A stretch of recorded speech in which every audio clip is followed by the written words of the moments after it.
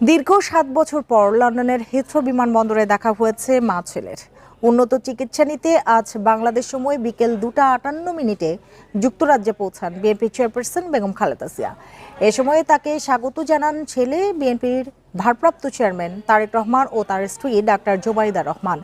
খালেদা জিয়াকে ভর্তি করা হবে লন্ডন ক্লিনিকে, পরে যুক্তরাষ্ট্রের মেরিল্যান্ডে জনস হপকিন্স ইউনিভার্সিটি হসপিটালে তার চিকিৎসার কথা রয়েছে। খালেদা জিয়ার সঙ্গে রয়েছেন মেডিকেল বোর্ডের 6 জন চিকিৎসক, প্রয়াত আরাফাত রহমান কোকোর স্ত্রী শর্মিলা রহমান সহ 15 জন। Begum Khaleda Zia liver cirrhosis, kidney, heart, diabetes, arthritis সহ নানা শারীরিক অসুস্থতার মাত্রা বাড়তে থাকলে তাকে কয়েক দফা আইসিইউতে ভর্তি করা হয়। এর আগে মঙ্গলবার রাত 12টার কিছুক্ষণ আগে বাংলাদেশের বিমানবন্দর ত্যাগ করে এয়ার অ্যাম্বুলেন্সটি। বিমানবন্দরে যাওয়ার পথে তাকে বিদায় জানাতে সড়কের দুপাশে ভিড় করেন বিপুল সংখ্যক নেতাকর্মী।